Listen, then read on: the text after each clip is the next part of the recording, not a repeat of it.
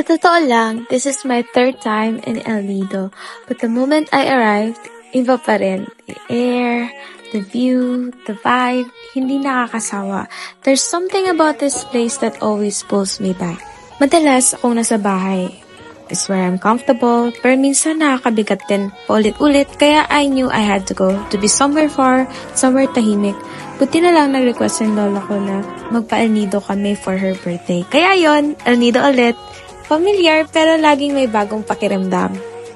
On this part, si Manong Bangkero nagka-kayak for me because I wanted to take videos and photos of whatever I'm seeing. So while kayaking, I paused for a while and I floated, looked up at the cliffs. And in that moment, I felt so small, but also so alive. You know, nature has this way of making you feel small, pero in a good way, like you're part of something bigger. Anyways, sinadya ko hindi tanggalin yung audio because gusto kong marinig ninyo yung naririnig ko at that moment. Now, after a long morning hopping from island to island, we finally stopped to eat. Actually, nakalimutan ko na yung pangalan ng island na ito. And pagdating namin doon, marami rin kumakain at nakapwesto. So, makikita nyo, fully prepared na lahat. Parang naka-catering, di ba? Oo. Kasi pinagbawal na daw kasi yung pagluluto sa mga bangka. So, yun.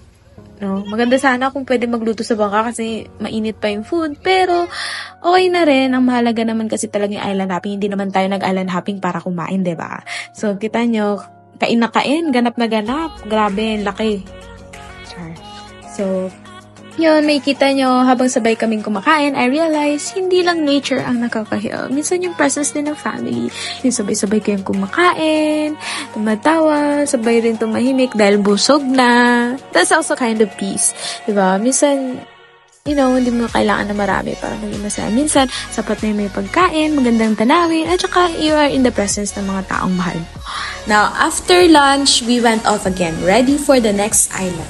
Busog sa pagkain, pero mas busog sa saya at mga tanawin. So, while the boat glided across the water, tahimik lang ako and enjoying every moment. I was just sitting there, watching everything move slowly around me. The wind was soft, the sun was warm, pero it's not too harsh. Some spots were so quiet, ang rinig mo lang talaga ay yung waves hitting the boat.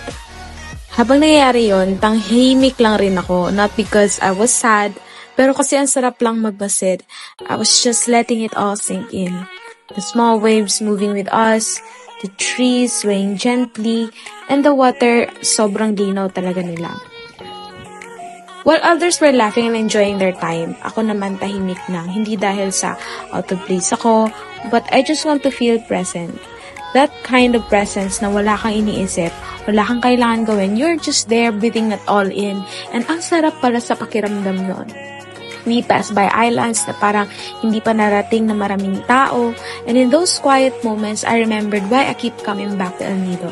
It was to be surrounded by beauty para maramdaman ulit na buhay ako. This trip reminded me of so many things, that peace doesn't have to be loud and beauty doesn't have to shout. Kahit pangatlong beses ko na dito sa El Nido, it still felt new. Hindi ko man madalas masabi, pero kailangan ko pala talaga ito, ang lumayo sandali. Kaya minsan kahit na I feel that life doesn't happen the way I wanted it, sometimes I still feel so grateful because of moments like this. Hanggang sa susunod na pagtakas, thank you for watching and thank you El Nido.